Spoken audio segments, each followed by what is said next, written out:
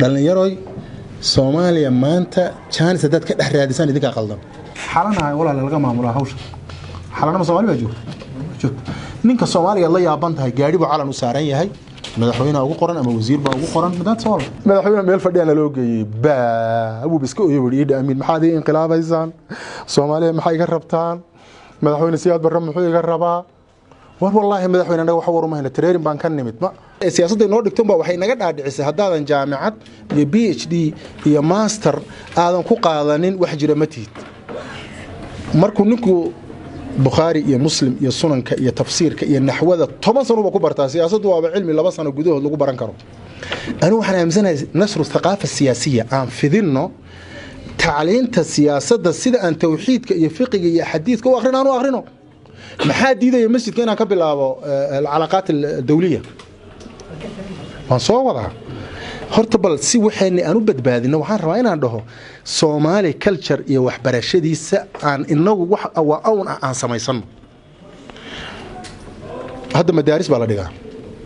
beriga gobolka Soomaaliga markaan tagnay waxaan ugu tagnay dadku dugsiyo dhigta oo dugsiga reemiyi dadku ay ka bixiyaan xoolo wadaada carabaha ka yimid oo waxaanu ahayn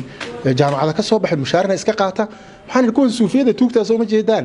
xoolihiin bay qaadanayaan oo ma banaanaba haddana uu mushaar baan qaadanayo dadkii baan quraankan bilaash idin ku dhigaynaa carabtiina waxay goosatay xalkeen marka waxaan burburinay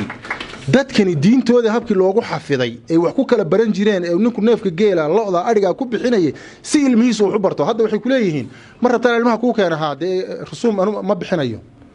hadda muxuu ogolaa qaalin geela inuu bixiyo ama neef loo bixiyo waan burburinay culture-kan dibadda ka yimid intaan qaadno horta aan gelino nidaam Soomaaliya sida darteed anu waxaan leeyahay marba siday ku qabataa loo tukadaaye Soomaaliya maadaama inuu dawlad iyo institution jirin aan inagu raggeena soo bartay kulliyada siyaasad bilowno masjidka tag waxaad ka bilowdaa maada la yiraahdo maadatu siyaasa shacabku ahmiyadeeda ma oga waxaan ku tusi doonaa 5 sano kadib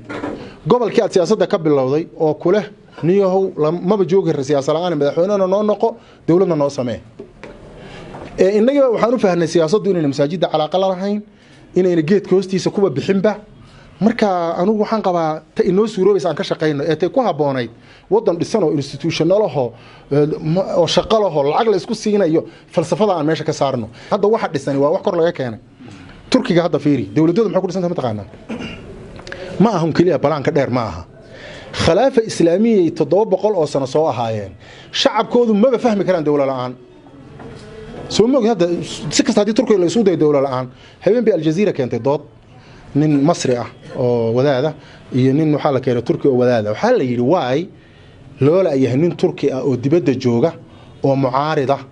محا عربت الله هلا نين معارضة ودبد الجوجة دولة كسهر جيدة هذا تركيا أنا كده بناي أو وجيل كالوطور يصير الله قال عاد يعبيزا كي تركيا أساسا لنا بو جواب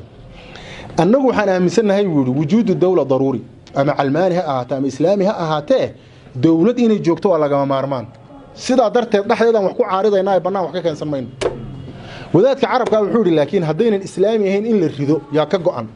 waka farqigu Soomaaliya maxaa muhiim u ah hadda Mareykanka ma u malaynaysan inay muhiim u tahay in loo qabto shir dib u heshiisiineed shacabkiisa muhiim ma aha sida darteed lama dhiga iyaga aniga laakiin muhiim bay tahay Soomaali baana وإني عشرة أن كبحيه مرة كلها دروس وطنية معناها معه لبا تاريخ ذي الصومالي ده السياسي جاهد لأن يرد ما أنت جوك كمان ورهيان كوا بدن بقى وحكوده صومالي ده وقبيل استياله وحمل نقون كرناه بابا وربح بك مجرو أنا جا جوجني يلا قفك الصومالي أفريقيا وأبويه أنا جانا نولا حتى هنا يتشالك هل قصاني ديكو ختمي مثلا كل صومالي هذا يا شو ما كان كونفر أفريقيا يا وحيو آذين شر أفريقيا إلى هيد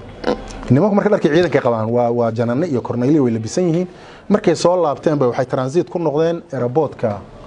airportka Kampala waxa jooga Idi Amin